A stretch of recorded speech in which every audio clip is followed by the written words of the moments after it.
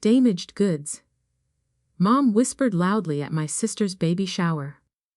Too broken to ever have children.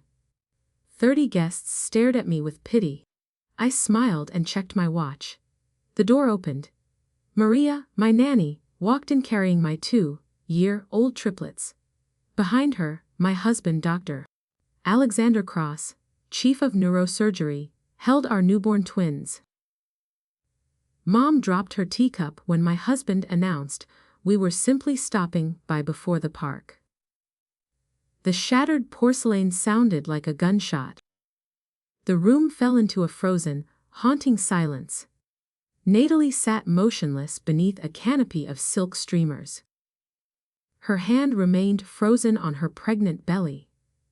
The expensive pink decor suddenly looked cheap against Alexander's tailored surgical scrubs. My daughter Sophia reached for me, her dark curls bouncing. I lifted her with practiced ease. The weight felt solid and real. My aunts looked from the toddlers to my flat stomach in total confusion. They were waiting for an explanation I was not ready to give. The power shifted as the triplets began to giggle. The air in the Fairmont turned cold. I watched my mother struggle to stand. Her face was ashen, the color of old paper. She looked at the twins in Alexander's arms. They were perfect. Swaddled in cashmere, that cost more than Natalie's centerpiece. Alexander didn't look at the guests. He only looked at me with a soft, knowing smile. He knew the cost of this secret. He knew why I had waited 5 years. My mother's lips trembled, but no sound came out. "We married in Martha's vineyard," I said. My voice was calm and steady. It cut through the room like a blade. I didn't mention the 7-bedroom townhouse or the medical empire. I let the visual of 5 healthy children do the work. The guests began to whisper. Their pity had turned into something sharper. It was a hungry curiosity. Natalie looked at her unopened gifts with sudden, visible distaste. She realized her golden moment had just been eclipsed. The triplets started asking for chocolate cake. "How could you keep this from us?" Mom finally gasped. She moved toward the stroller like a ghost. Maria stepped back, blocking her path with a polite smile. I didn't move to help my mother. I remembered her calling me a tragic waste at Christmas. I remembered the 5 years of silent, smug superiority. Alexander shifted a twin and checked his own phone. He was a man of science and schedules. He had no time for their manufactured drama. The silence became a physical weight. I checked my watch one last time. Our driver was waiting downstairs. I leaned in and kissed Natalie's cold cheek. I told her the carriage was a gift from my firm. She didn't thank me. Mom tried to grab my arm, but I stepped away. We were leaving before the first question could be answered. I had given them the truth they refused to see. Now, I would give them the absence they deserved. We walked out and never looked back at the pink room. The heavy glass doors of the Fairmont hissed shut behind us. The sudden silence of the lobby felt heavy and artificial. Alexander adjusted the twins in their carriers with effortless precision. He looked at me with a question in his eyes. I did not offer a verbal answer yet. My heart was still hammering against my ribs. I could still smell the cloying scent of pink roses and old perfume. The elevator arrived with a soft, silver chime. We descended toward the parking garage in total stillness. I watched the floor numbers glow and fade. My triplets were unusually quiet as they held Maria's hands. They sensed the shift in my internal weather. The accident 5 years ago had left scars they could not see. My mother's cruel words still echoed in the small space. She truly believed I was an empty vessel. The elevator doors opened to the cool, concrete shadows of the garage. Our black Mercedes SUV waited near the exit. It looked like a sleek predator in the dim light. Alexander handed the twins to Maria so she could secure the car seats. He turned to me and squeezed my hand firmly. His touch was the only thing keeping me grounded now. I looked at the custom medical plates on the vehicle. My company had built this life from the wreckage of a car crash. Everything felt fragile. "Are you okay, Bethany?" Alexander asked softly. I nodded while staring at the reinforced glass of the rear window. My phone vibrated with a frantic text from Natalie. She wanted to know if the triplets were actually hers. The sheer absurdity of the question made me want to laugh. My sister had never bothered to learn my medical history. She only cared about her own reflection. I deleted the message without typing a single word. We loaded the children into their 3 rows of seating. The clicking of the buckles sounded like reloading a weapon. Alexander took the driver's seat, while I sat beside him. He started the engine, and the dashboard lit up like a cockpit. We were leaving the fantasy of the garden room behind. My house in Beacon Hill was waiting for us. It was a fortress of truth. I checked my reflection in the visor mirror. The drive through the city was a blur of gray stone. I watched the pedestrians and wondered how many were hidden. Everyone had a secret life they kept from their families. I was just better at the game than most. My mother would call the house within the hour. She would beg for a glimpse of the children she had discarded. I felt a cold surge of satisfaction.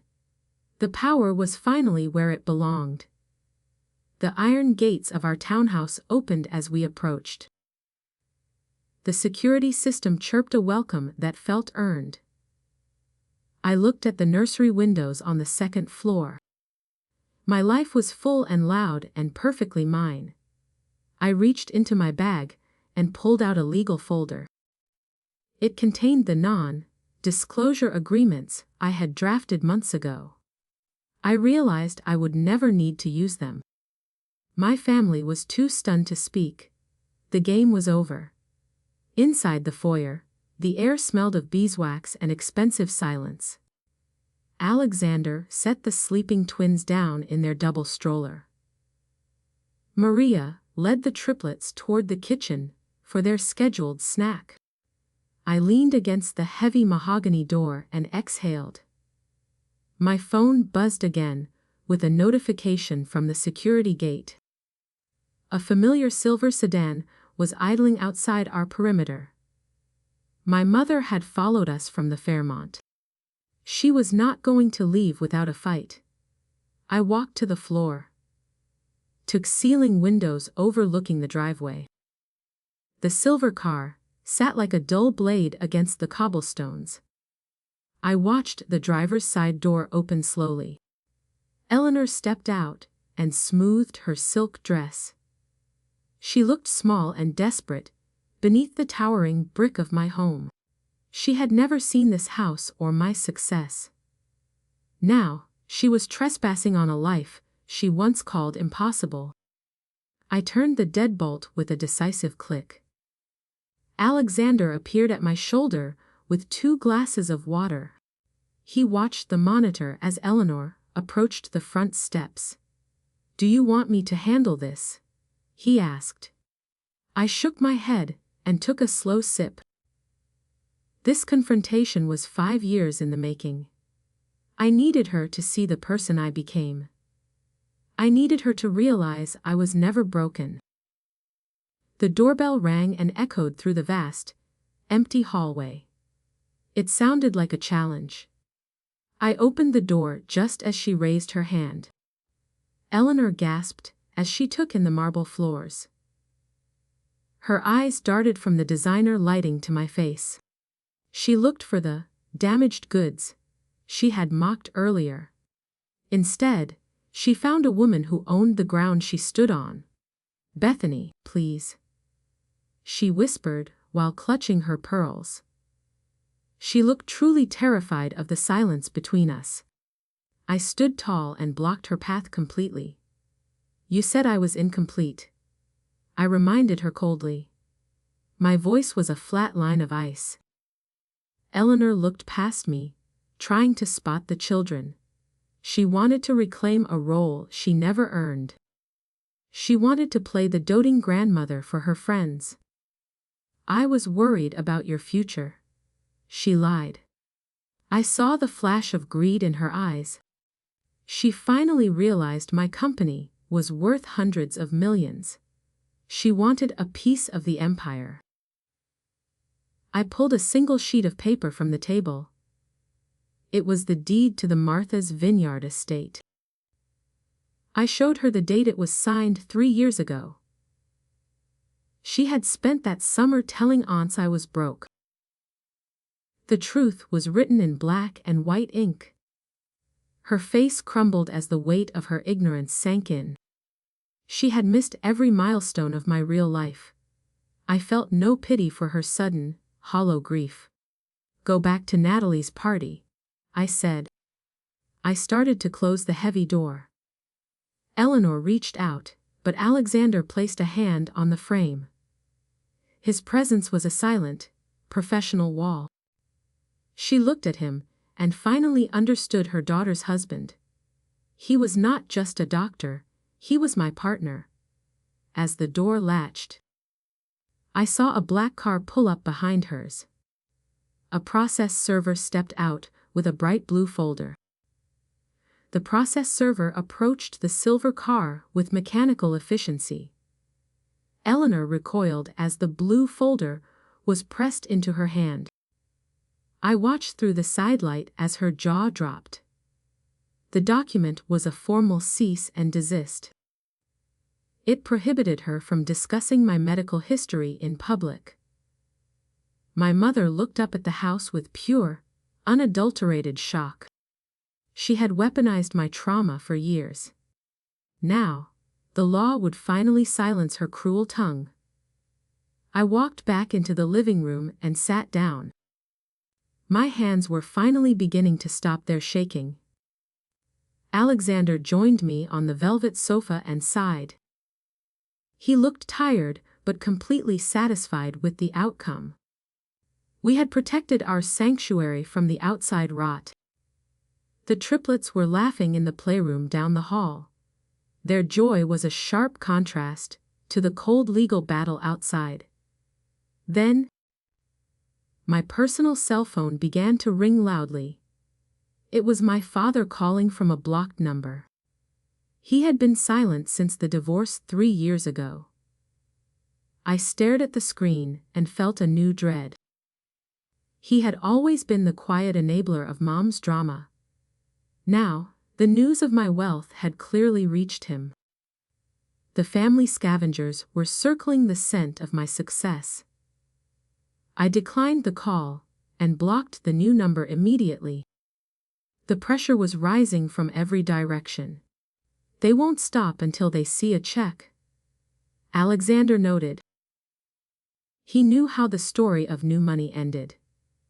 My relatives were not interested in the children or me. They only saw a bank account to be emptied. I stood up and paced the long hallway alone. I had built an empire to stay safe from them. Now, that same empire was drawing them to my gate. The irony felt like a bitter, heavy stone. I looked at the framed photo of my surgery. The doctors had told me I would never walk again. I had proven them wrong and built a company. The scars on my hip still ached during the winter. They were a reminder of the strength I had found. My mother called me broken because she was weak. I was the strongest person in the entire family tree. I would not let them break me a second time. Check the news. Maria called out from the kitchen. I opened my tablet and saw a local headline. Someone had leaked photos of the baby shower confrontation. The image showed my mother crying while holding the blue folder. The headline mentioned the secret triplets of a tech chief executive officer. My private life was becoming a public spectacle very quickly. The world was now watching the fallout of my mother's cruel tongue. My phone buzzed with a message. The text was from an unknown source in Boston. It contained a photo of my front gate taken today. Someone was watching the house from the wooded perimeter nearby. They knew where the children slept, and when we ate. The family drama had invited a much more dangerous threat. I looked at Alexander and saw his face turn pale. We were no longer safe in our own home. A red laser dot appeared on the wall. Alexander tackled me to the rug before I could scream. The tiny red light danced across the mahogany desk. It flickered over the spot where my head had been. We crawled toward the hallway on our hands and knees. My heart was a frantic drum against the floorboards. Stay low, he hissed while pulling me toward the kitchen. We had to reach the children before the intruder moved. The silence of the house felt like a heavy trap. The laser vanished into the shadows. We found Maria huddled with the triplets in the pantry. Her eyes were wide with a deep, silent terror. The twins were still sleeping in their nursery upstairs. We were split and vulnerable in our own fortress. I grabbed the encrypted radio from the kitchen counter. My security team was already moving through the gardens outside. The panic was a cold grease in my throat. I had to be the chief executive officer now. I had to lead my family to safety. The power went out completely. The backup generators failed to kick in as they should. We were plunged into a thick, absolute darkness. I felt Alexander's hand grip my shoulder in the gloom. He was a surgeon who lived for high stakes. They cut the main line, he whispered near my ear. I realized this was not a simple family feud. My company's secrets were the real target of this siege. The baby shower drama was just a perfect distraction. Someone had used my mother to find my home. Footsteps echoed on the gravel path outside the pantry door. I held my breath until my lungs began to ache. The triplets were miraculously quiet in the dark corner. I reached for the heavy iron skillet on the stove. It was a pathetic weapon against a professional team. Then, the heavy kitchen door groaned on its hinges. A man in tactical gear stepped into the room. He held a high-intensity flashlight that blinded my vision. He did not look like a common thief. "Mrs. Cross, we need the spinal fusion prototypes," he said. His voice was a calm, modulated electronic burr. I realized he was not here to hurt us. He was here for the intellectual property in my office. My mother had unknowingly led industrial spies to my gate. She thought she was chasing a daughter for money. Instead, she had opened the door for a corporate execution. I looked at the man and felt a new fury. My children were not bargaining chips. I threw the heavy skillet with every bit of strength. It missed his head, but crashed into the window. The glass shattered, and the house alarm finally screamed. My security team burst through the foyer with bright lights. The intruder turned to flee into the rainy night. Alexander grabbed a kitchen knife and stood in the doorway. We were a united front against the world now. The man vanished into the trees without the files. he left a black glove on the porch. The police arrived 10 minutes later with flashing blue lights. My mother was still parked at the gate in shock.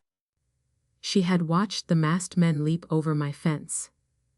She finally saw the true cost of her public outbursts. Her face was a mask of realization and deep shame. She had nearly cost me the lives of my 5 children. I walked to her car and handed her the blue folder again. I told her to never come back. She started to cry. The sirens faded into a dull hum against the wet pavement. I stood in the driveway while the rain soaked my silk dress.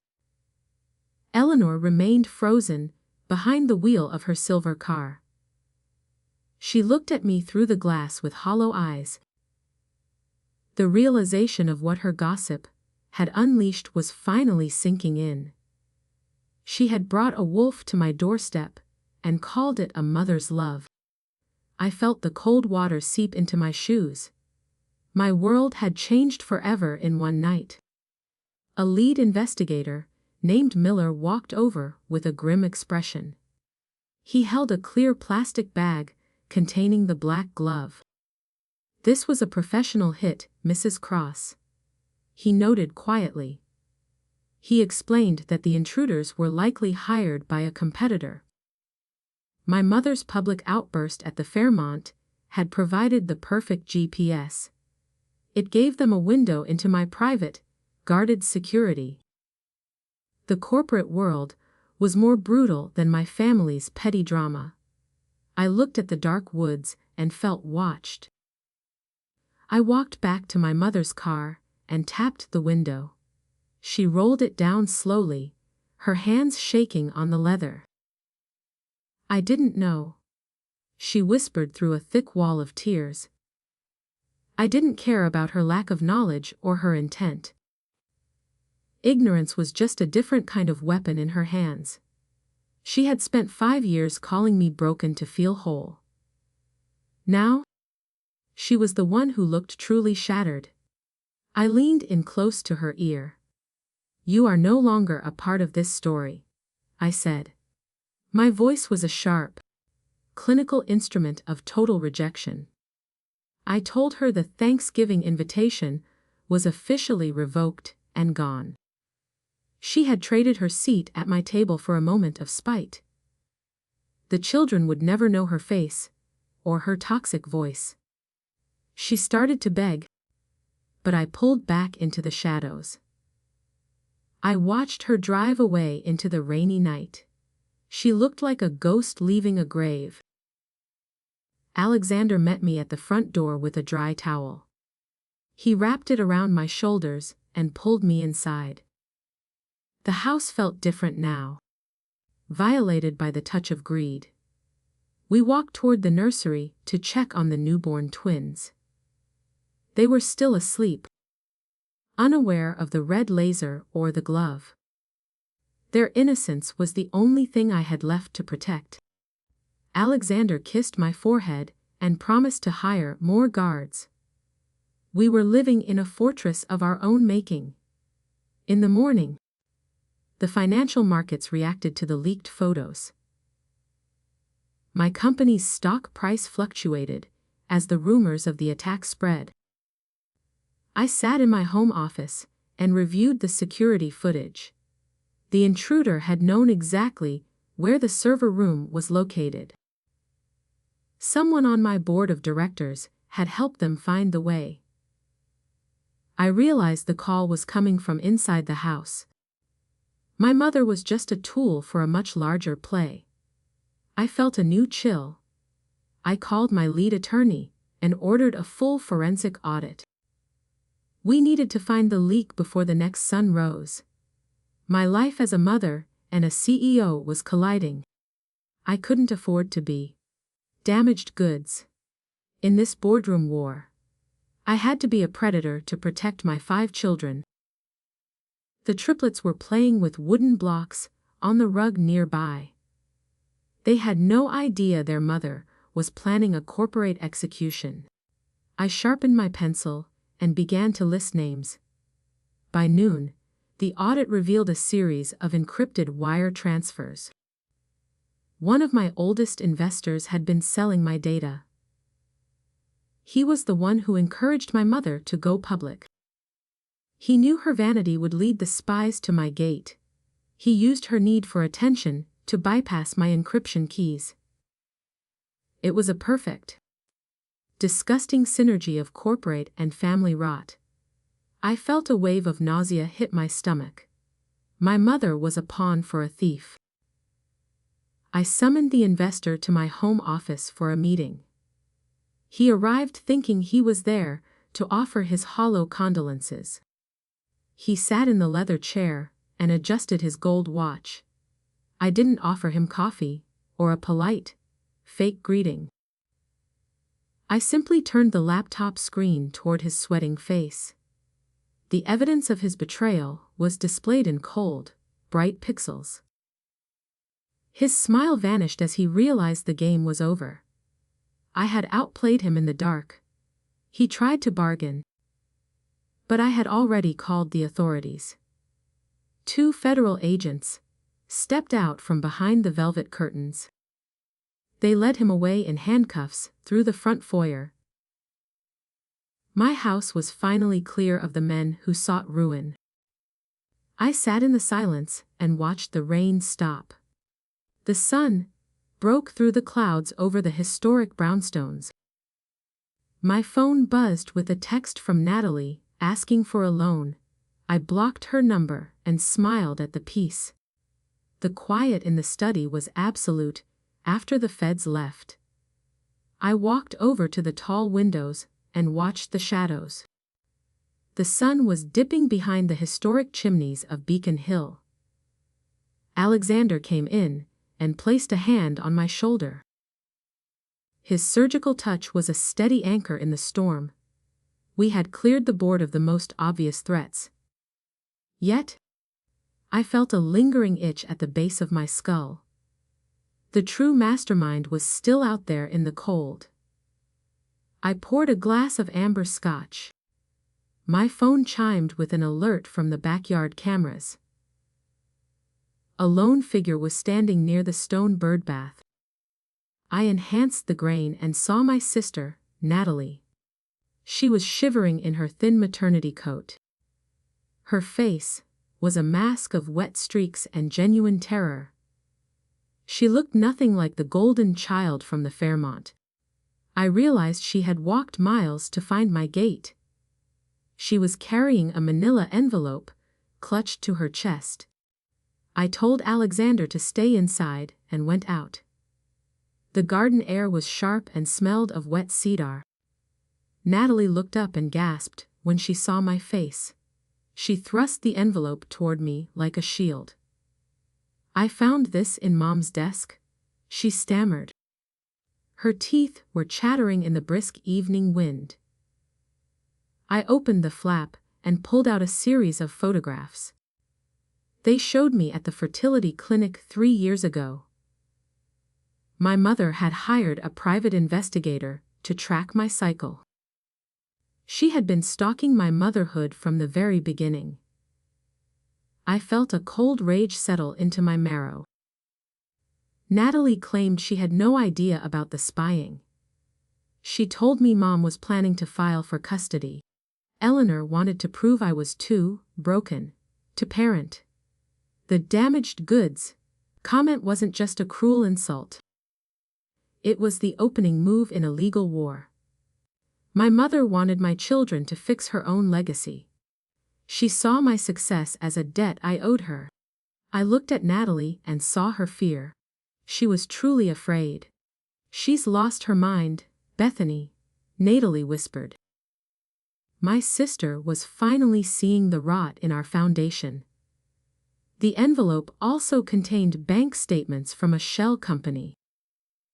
My mother had been receiving monthly payments from my competitor. She wasn't just a pawn, she was a paid informant. She had sold my home address for $50,000 in cash. The betrayal was deeper than I ever dared to imagine. My own mother had put a target on my back. I dropped the photos. I looked at the house where my children slept. I had spent years protecting them from the world.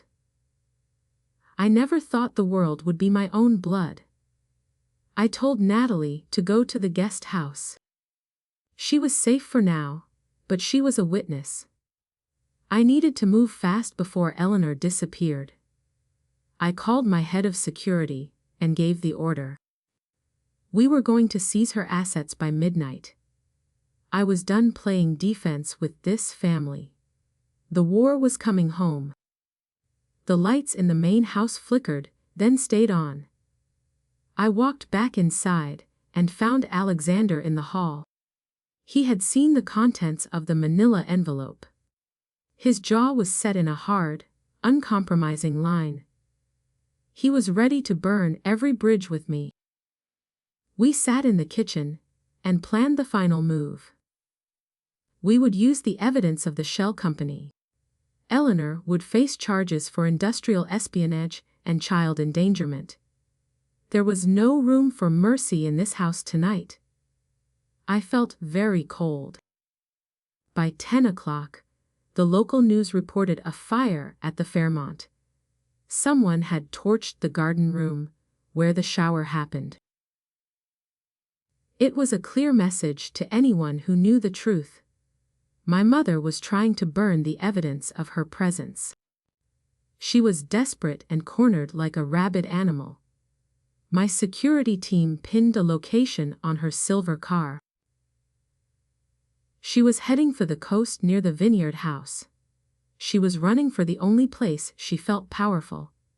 I grabbed my keys and my coat. I drove through the dark toward the salt air. The road was a black ribbon beneath the moon. I saw the silver sedan pulled over near the cliffs.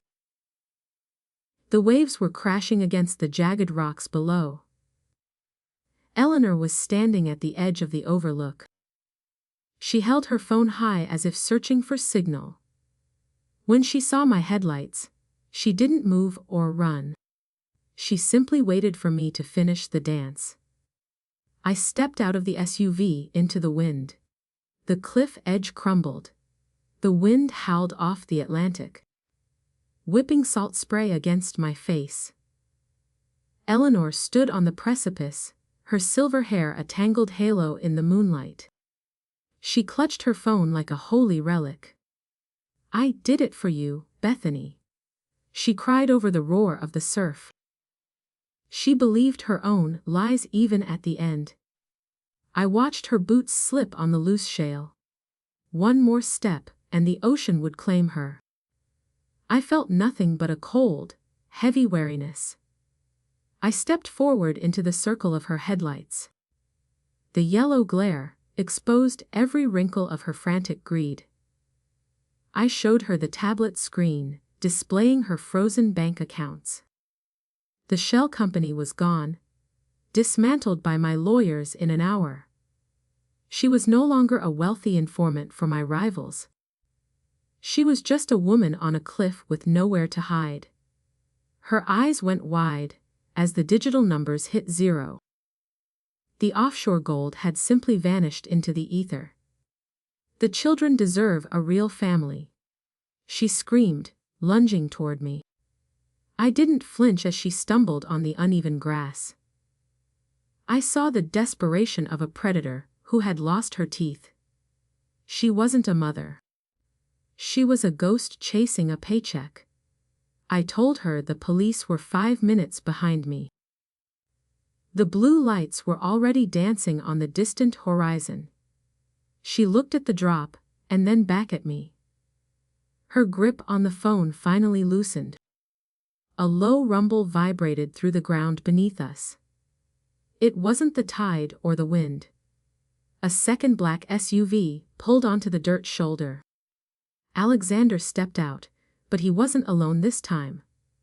He held a thick file of medical records I had never seen. These weren't mine. They belonged to Eleanor. He looked at her with a surgeon's cold, analytical pity. My mother froze, her face turning a sickly shade of gray. A new secret was about to break the surface. You knew the accident wasn't my fault, I whispered. Alexander opened the file and read the blood toxicology report from 5 years ago. It wasn't my car that had swerved. Eleanor had been the one behind the wheel that night. She had drugged my drink earlier, then swapped our unconscious bodies in the seats before the paramedics arrived. She had spent 5 years calling me broken to hide her own crime. My mother was the architect of my pain. The air felt thin and sharp as a razor. The blue lights swirled closer, illuminating the truth of our wreckage. Eleanor backed away from the evidence, her heels clicking on the very edge. She didn't look for a way down. She looked for a way to delete the past. You can't prove it, she hissed. I pointed toward the dashboard camera of her own car. It had been recording the entire time. She turned to look at the lens and lost her balance. A single, sharp snap echoed over the waves.